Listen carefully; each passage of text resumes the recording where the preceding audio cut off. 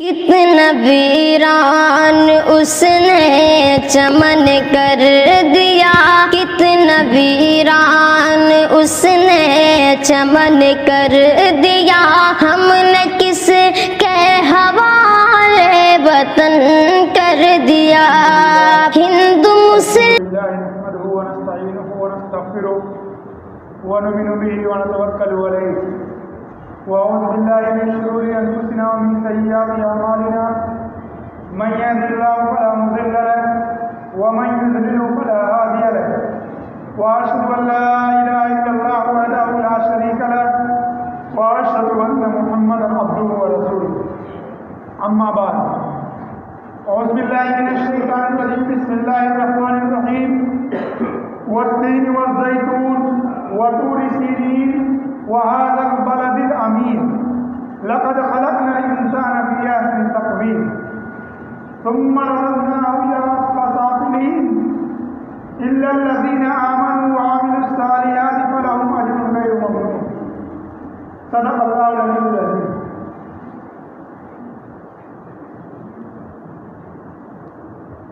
میرے محترم دوستوں اور بزرگوں، یہ مہینہ جو چل رہا ہے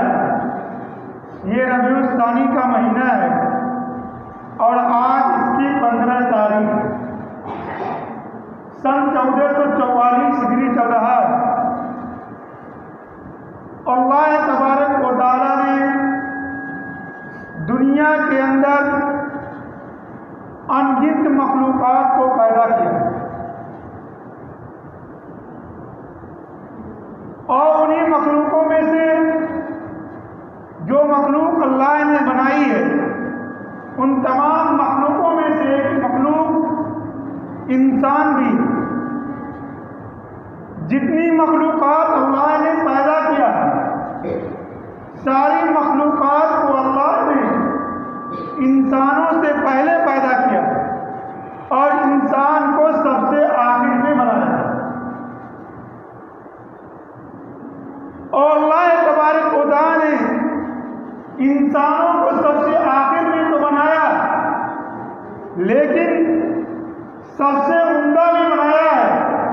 اور سب سے بہتر بھی بنایا ہے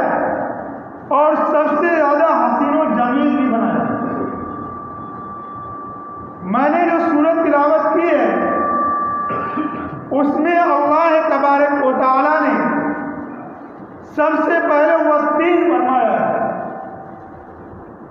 تین عربی میں انجیل کو کہتے ہیں، تو اللہ تبارک و تعالیٰ نے انجیل کی قسم کھائی،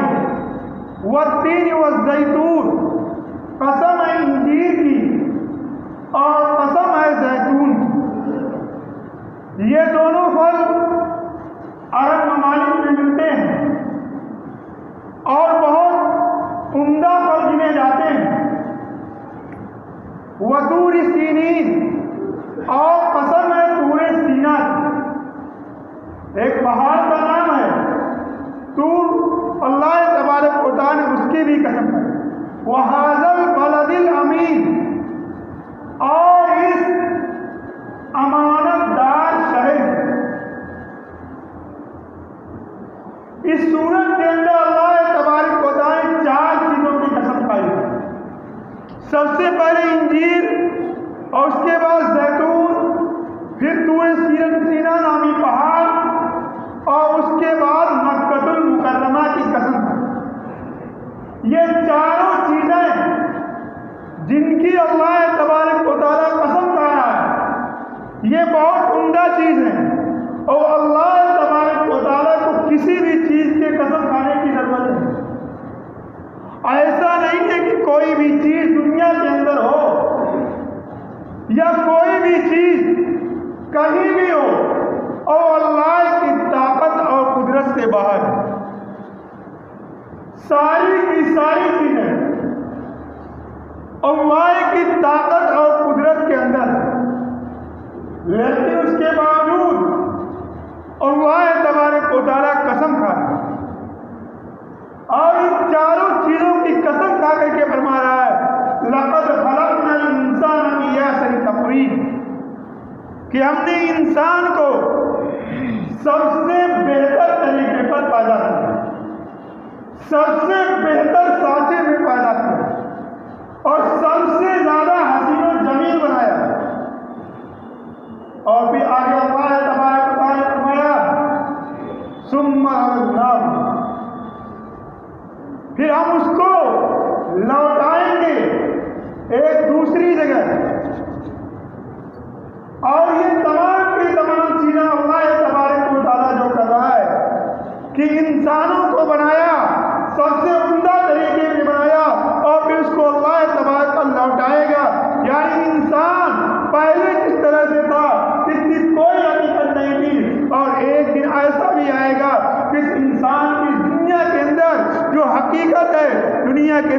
کوئی وجود بھی نہیں ہے۔ ہم اور آپ دیکھتے ہیں کہ دنیا کے اندر کتنا بھی بااثر انسان ہو، کتنا بھی رسوخ والا انسان ہو، کتنی بھی بڑی شخصیت ہو، دنیا کے اندر ایک خاص وقت ہے اس کا نام لیا جاتا ہے، لیکن ایک دن ایسا بھی آتا ہے کہ اس انسان کو کوئی کچھ بھی نہیں سمجھتا۔ کوئی انسان لوگوں کے سامنے جیسے مٹی کا جڑا ہوتا ہے، اس سے زیادہ اس کی کوئی حقیقت نہیں۔ اور وہ وقت کب آتا ہے؟ وہ وقت اس وقت آتا ہے جب ایک انسان آنکھ بند کر لیتا ہے کہ جو لوگ اس سے ڈرتے تھے، اس سے کانپتے تھے، اس کے اشاروں پہ چلتے تھے، لیکن جب اس کی آنکھ بند ہو گئی تو سارے لوگ اس کو کچھ نہیں سمجھتے۔ وہی لوگ جو اس کے اشارے پہ چلتے تھے، وہی انسان اس کو اٹھا کر کے لے جا کر کے قبر کے اندر دفن کر دیتا ہے، یا اپنے مذہب اور اس کے مطابق جس کا جو طریقہ ہے کہیں جلا دیا جاتا ہے، یا کسی ندی اور سمندر کے حوالے کر دیا جاتا ہے۔ ایک انسان کی یہ حالت ہوتی ہے، تو اللہ تبارک و تعالیٰ نے ہمیں اور آپ کو پیدا کیا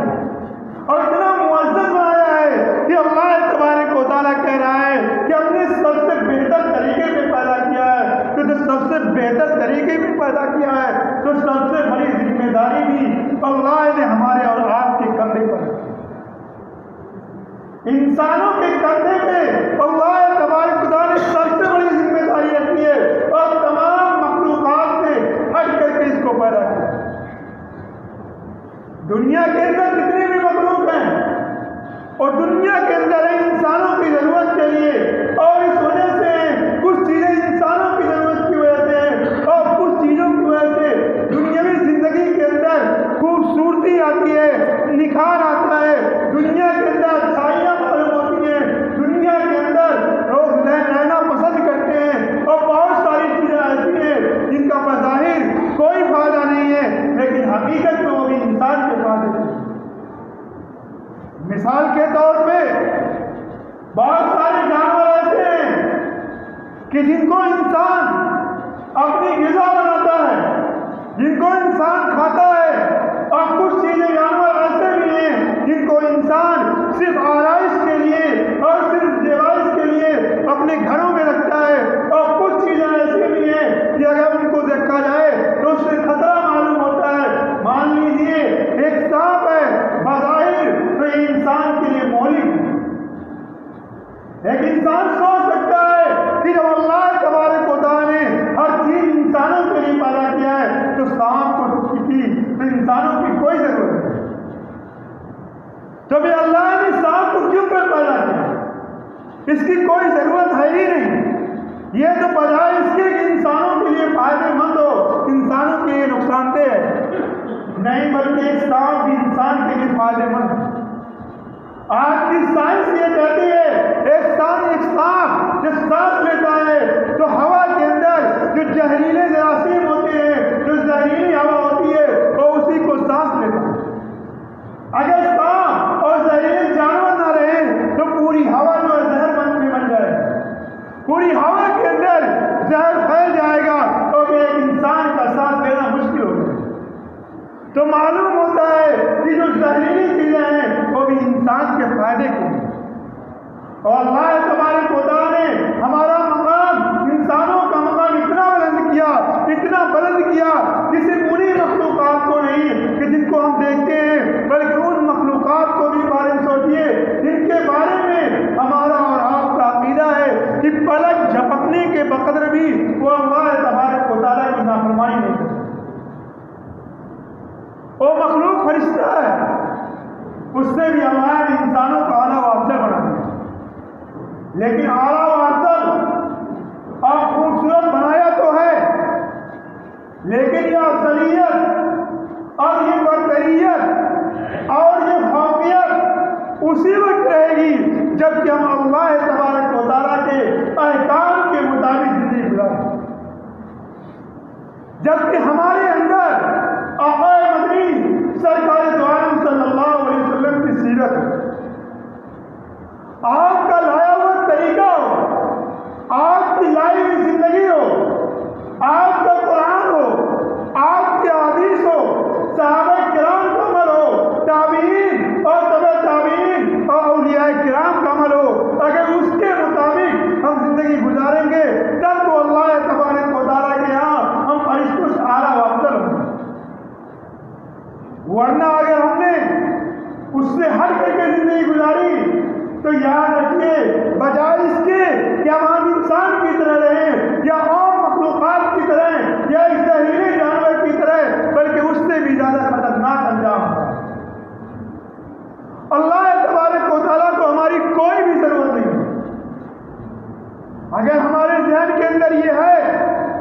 کہ ہمیں اللہ کی ضرورت ہے تو اپنے ذہن سے اس بات کو بالکل نکال دیں کہ اللہ تبارک و تعالیٰ کو ہماری ضرورت ہے. اللہ کو ہماری ضرورت نہیں ہے بلکہ ہمیں اللہ کی ضرورت ہے. وہ لوگ جنہوں نے اللہ کو ٹھکرایا ہے، جنہوں نے اللہ کے رسول کو ٹھکرایا ہے، دنیا نے دیکھا ہے کہ باوجود اس کے کہ اس کو لوگ کلمہ پڑھتے ہوں، لیکن جب انہوں نے آپ کی شان میں گستاخی کی ہے، اللہ کے رسول کی شان میں گستاخی کی ہے اور آپ کے ساتھ نازیبہ کلمات کہے ہیں، آپ کے ساتھ نازیبہ حرکات کی ہیں، تو ان کا انجام کیا ہوا کہ دنیا ان کی کچھ بھی نہیں پوچھتی، باوجود اس کے کہ ان کا ایک وقت میں مقام. آج بھی ایسے لوگ دنیا کے اندر موجود ہیں، ہم اور آپ جانتے ہیں، ان کا نام لینے کی ضرورت نہیں ہے کہ وہ کون لوگ ہیں. ہر کوئی جو اخباروں کو پڑھتا ہے اور چینلوں کو دیکھتا ہے اسے یہ معلوم ہے کہ کون سی انسان کا کس وقت کیا مقام تھا اور آج اس کی کیا حالت ہے. اور یہ حالت جو ہوئی ہے یہ صرف اسی وجہ سے ہوئی ہے کہ اس نے آپ صلی اللہ علیہ وسلم کے سامنے گستاخی کی، آپ کے قرآن کے ساتھ گستاخی کی ہے، آپ کے حدیث کے ساتھ گستاخی کی. عمل کرنا نہ کرنا یہ دوسرے نمبر کی چیز ہے، لیکن اگر کوئی آپ کے سامنے گستاخی کرتا ہے، آپ کے قرآن میں گستاخی کرتا ہے، آپ کی حدیث میں گستاخی کرتا ہے تو پھر اس کا ٹھکانہ جہنم ہی ہوگا. اور نہ دنیا کے اندر سکون اطمینان سے رہ سکتا ہے، نہ مرنے کے بعد سکون اطمینان سے رہ سکتا ہے. کیونکہ جس نے آپ کی شان کے اندر گستاخی کی یا آپ کی حدیث کے اندر تحریف و تبدیلی کی ہے یا قرآن کے اندر تحریف و تبدیلی کی ہے، اس کا اسلام سے کوئی بھی واسطہ نہیں. کیونکہ قرآن حکیم کی دوسری آیت ہے ذالک الکتاب لا ریب فیہ، کہ ایسی کتاب ہے کہ جس میں کوئی شک و شبہ کی گنجائش نہیں. تحریف کرنا یہ اس بات کا اقرار کرنا ہے کہ یہ قرآن اصلی قرآن نہیں ہے. حدیث کے اندر تحریف کرنا اس بات کا اقرار کرنا ہے کہ یہ حدیث اصلی حدیث نہیں ہے، یا آپ صلی اللہ علیہ وسلم کچھ چیزوں کو بھول گئے تھے. مان لیجیے بہت سے لوگ ایسے بھی ہیں جو دین کے اندر نئی نئی باتوں کو ایجاد کرتے ہیں، جن کا دین اسلام سے کوئی بھی واسطہ نہیں ہے. قرآن و حدیث ہر انسان کے لیے کھلی ہوئی کتاب ہے. کوئی بھی انسان جس کا بھی دل چاہے جب چاہے قرآن و حدیث کو پڑھ سکتا ہے، اس کا مطالعہ کر سکتا ہے. اگر اس سے ہٹ کر کے ہم زندگی گزار رہے ہیں یا ہم نے کوئی نئی بات ایجاد کر لی ہے تو ایک طریقے سے ہم یہ دعویٰ کر رہے ہیں کہ نعوذ باللہ قرآن حکیم کی آیت الیوم اکملت لکم دینکم واتممت علیکم نعمتی ورضیت لکم الاسلام دینا جھوٹی ہے. کیونکہ دین کے اندر نئی بات کا ایجاد کرنا، اللہ تبارک و تعالیٰ نے جو اعلان کیا ہے کہ ہم نے دین کو مکمل کر دیا تو دین مکمل کا ہوگا. اگر دین مکمل ہو گیا تو وہی چیزیں ہیں جو قرآن ہے، جو حدیث ہے، اس سے ہٹ کر کے دین میں کوئی بھی نئی چیز. آج صلی اللہ علیہ وسلم کی شریعت ہر ایک کے سامنے، قرآن ہر ایک کے سامنے ہے، اور آج صلی اللہ علیہ وسلم کی تعلیمات کسی بھی انسان سے ڈھکی چھپی نہیں ہے، بلکہ اسلام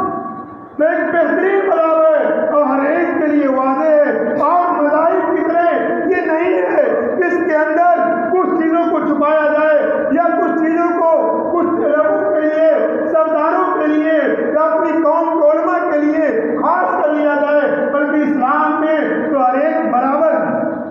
یہی وجہ ہے کہ ہم اور دیکھتے ہیں کہ گاؤں کا کتنا بھی حقیر آدمی ہو، کتنا بھی رذیل آدمی ہو، گاؤں میں اس کی کوئی بھی وقت نہ ہو، لیکن اگر وہ پہلے سب کے اندر آ کر کے امام کے پیچھے مصلی کے پاس بیٹھ جائے تو وقت کے بادشاہ کے اندر بھی اتنی طاقت نہیں ہے کہ اس کو وہاں سے ہٹا دے. یہ اسلام بتاتا ہے کہ اسلام کے اندر یکسانیت ہے، اسلام کے اندر فرق نہیں ہے، بلکہ اسلام کے اندر برابری ہے. اور اسلام چاہے چھوٹا ہو یا بڑا ہو ہر ایک کے لیے برابر، ہر ایک کا اسلام کے اندر برابر کا حصہ ہے. کوئی کتنا بھی بڑا مالدار ہو جائے یا کوئی کتنا بھی بڑا فقیر ہو جائے، کسی کے اندر کوئی بھی فرق نہیں ہے. کوئی نہیں کہہ سکتا کہ اسلام ہمارا ہے یا ہمارے باپ دادا کا ہے، اس کے علاوہ ہم چاہیں گے تو اس پہ عمل کریں گے، ہم نہیں چاہیں گے تو تم عمل نہیں کر سکتے۔ اگر کوئی ایسا کہتا ہے، نعوذ باللہ، اگر کوئی ایسا دعویٰ کرتا ہے تو اس کا اسلام سے واسطہ ہی نہیں۔ اسلام بہت بڑی چیز ہے، اور اسلام کو دیکھا جائے صرف مذہب اسلام تو نام ہے، اسلام صرف اس کے معنی پہ غور کر لیا جائے تو یہ معلوم ہو جائے گا کہ اسلام امن و شانتی کا معنی ہے، کیونکہ اسلام کے معنی ہوتے ہیں امن کے، شانتی کے، امن دینا، شانتی پھیلانا، ایک دوسرے کے دکھ درد میں شریک ہونا، اسی کا نام اسلام ہے۔ اور پھر اسلام بہت وسیع، آج ہم نے اسلام کو بہت معمولی سمجھ رکھا ہے اور صرف چند چیزوں کو ہم اسلام سمجھ رہے ہیں، اس کے علاوہ بقیہ چیزوں کا ہم